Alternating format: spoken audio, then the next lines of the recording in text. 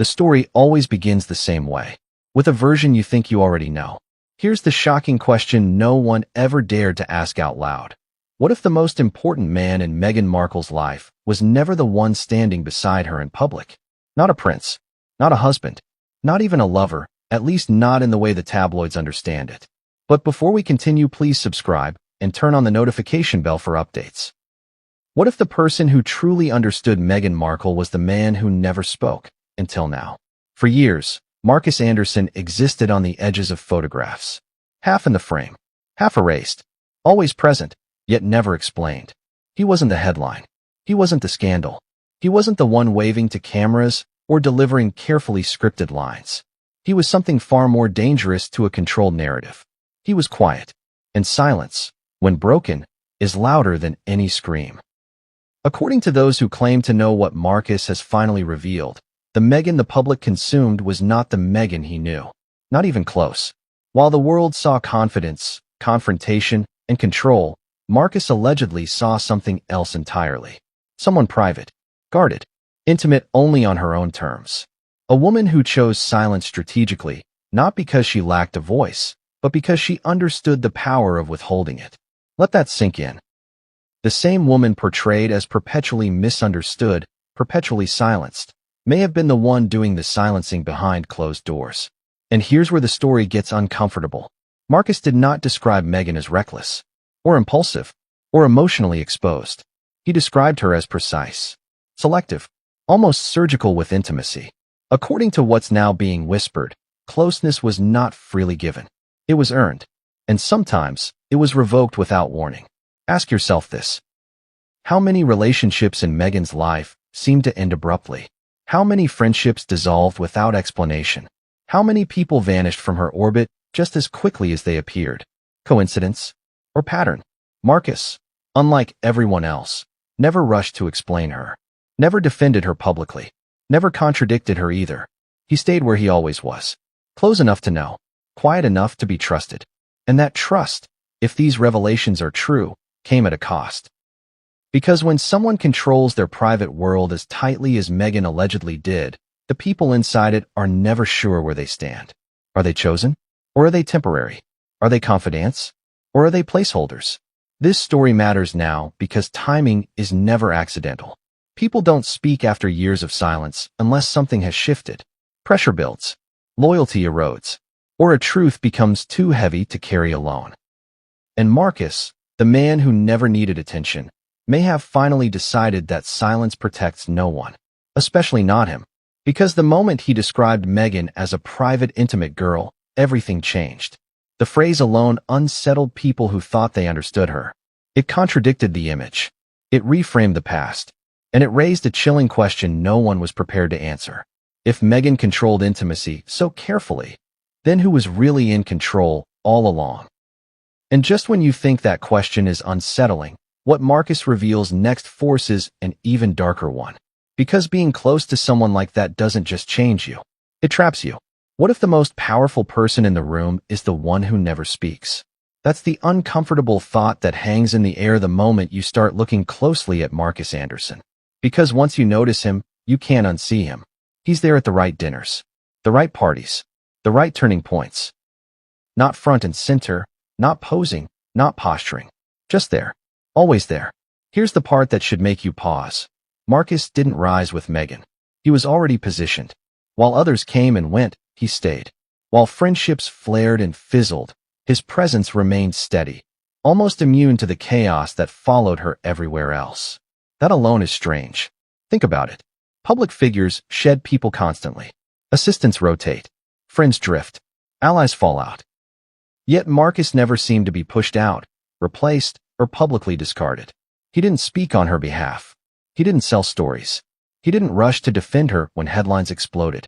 He didn't even contradict the narrative when it spiraled. Why? According to what's now being whispered, it's because Markus understood something others didn't. Meghan didn't reward noise. She rewarded discretion. And Markus was the quietest person in the room. Sources claim their bond wasn't loud or performative. It wasn't built on public affection or dramatic declarations. It was built on access, on proximity, on being allowed behind the curtain without asking questions that threatened control. Ask yourself this. How many people in Meghan's life were allowed to see her without an audience? Very few. And Markus was one of them. He allegedly didn't just know what Meghan said in public. He knew what she withheld. He saw the moments when the cameras were gone and the performance stopped. And what he saw, according to those close to the situation, didn't match the image sold to the world. Instead of impulsive emotion, there was calculation. Instead of emotional oversharing, there was restraint. Instead of vulnerability, there were boundaries so firm they felt immovable. This is where the phrase private intimate girl starts to take shape. Not intimate in the way tabloids crave. Not reckless. Not exposed. Intimate in the sense that closeness was rare, conditional, and tightly controlled. You didn't drift into Meghan's inner circle. You were invited. And invitations could be revoked without explanation. People noticed. Relationships stalled. Friends disappeared.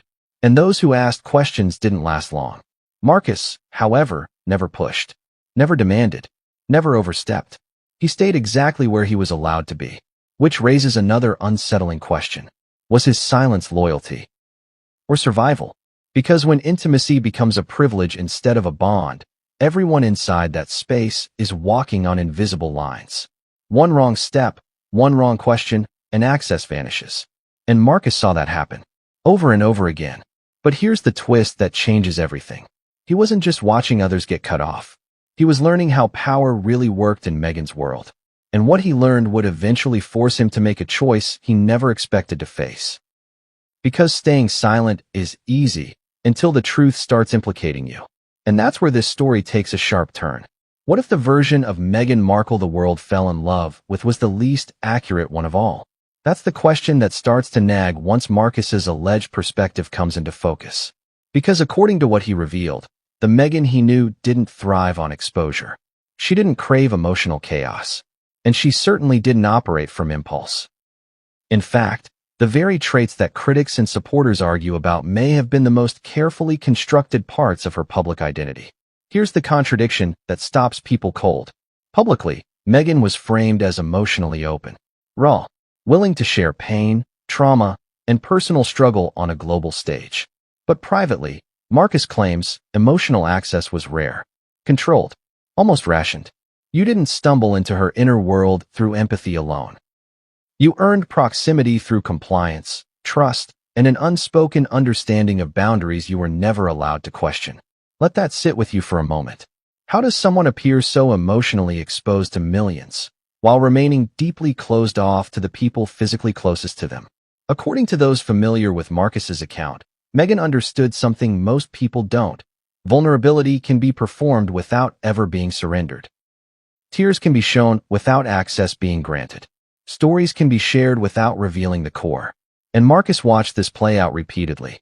People entered her orbit believing they were getting closer, only to realize later that they were still standing at the gate. Conversations stayed curated. Confidences stayed selective.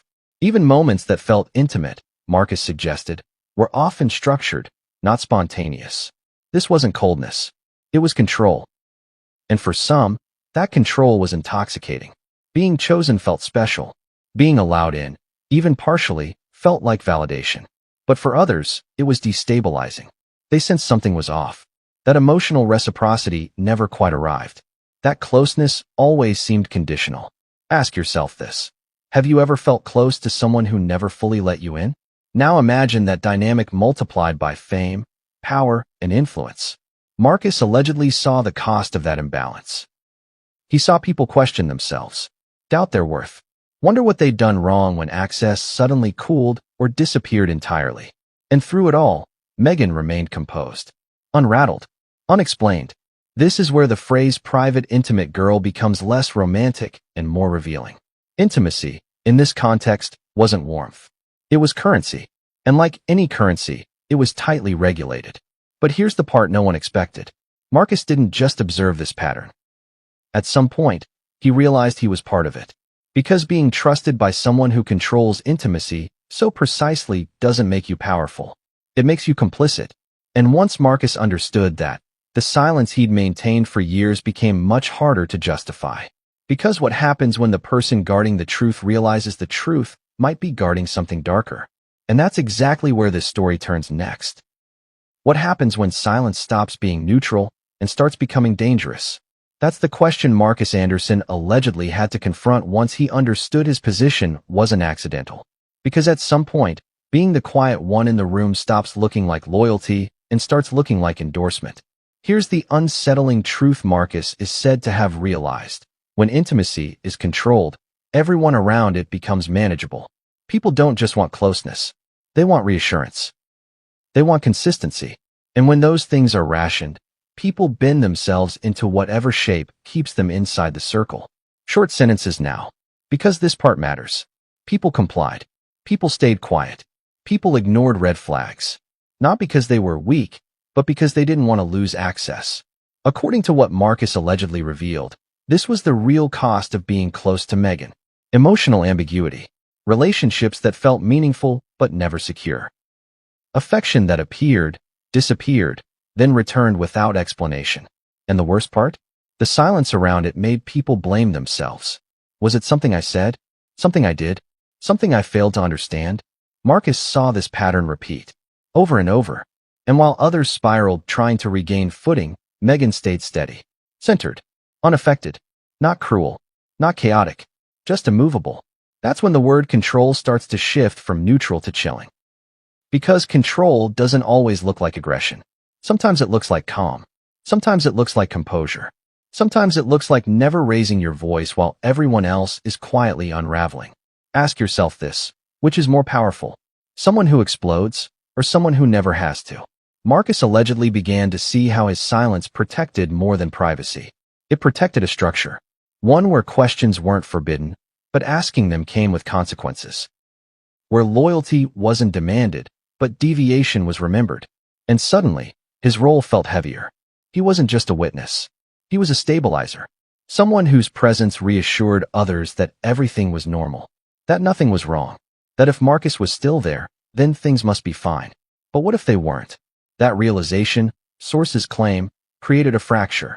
Because once you understand your silence is part of the system, staying quiet becomes a choice. And choices come with responsibility. Here's the contradiction that shook him most. The world believed Meghan was constantly under attack, constantly misunderstood, constantly at the mercy of others. Yet privately, she may have been the one setting the emotional terms, deciding who stayed, who left, who mattered, and who became invisible. That doesn't make her a villain, but it does make her powerful. And power, when unexamined, always leaves damage behind. So Markus faced a crossroads no one saw coming. Continue being the quiet constant, the familiar face in the background, or speak and risk unraveling not just her narrative, but his own role in sustaining it. Because once you tell the truth about someone who controls intimacy, you don't just expose them. You expose yourself. And the moment Markus chose to describe Meghan as a private, intimate girl wasn't just a revelation about her. It was a confession about what he had seen, allowed, and stayed silent about for far too long. But what pushed him to finally cross that line? That answer changes everything. So why speak now? That's the question hanging over everything. Because people don't break years of silence unless something inside them finally snaps. According to those close to the situation, Markus didn't wake up one day looking for attention. He didn't suddenly want relevance. In fact, the timing of his words is what unsettled so many people. Because nothing about it was convenient. By the time Markus allegedly described Meghan as a private, intimate girl, the public narrative around her was already locked in. Supporters had chosen sides. Critics had drawn conclusions. Books had been written. Documentaries released. Interviews dissected frame by frame. There was no obvious benefit for him in speaking at all, which raises the most uncomfortable possibility of all. What if he wasn't speaking to change the public's mind about Meghan? What if he was speaking to finally make peace with himself? Think about it. Living inside someone else's carefully controlled world for years doesn't leave you untouched. You start adjusting your own behavior. You watch your words. You learn what topics disappear people. You sense which truths are welcomed and which ones quietly end relationships. Over time, silence stops feeling passive. It starts feeling heavy. Markus, according to those familiar with his thinking, reached a point where staying quiet felt like lying. Not to the public, but to himself. Because once you see how intimacy is used, once you recognize the patterns, you can't unsee them. And pretending otherwise becomes its own kind of betrayal. Here's the part that brings the story full circle. When Markus described Meghan the way he did, he wasn't tearing her down. He wasn't attacking her. He wasn't even contradicting her public statements outright. He was doing something far more destabilizing. He was reframing her. Suddenly, the contradictions made sense. The sudden breaks. The emotional distance masked as vulnerability. The way people seemed close to her one moment and erased the next. The calm during chaos. The composure while others unraveled. The opening question returns now, heavier than before. What if the person who knew Meghan best was the one who stayed quiet the longest? And what if that silence wasn't proof of innocence, but proof of proximity? This doesn't offer a clean ending. There's no villain speech, no dramatic confession, just an unsettling realization that power doesn't always look the way we expect it to. Sometimes it looks like restraint, like control, like deciding who gets access and who never quite does. So here's the real takeaway.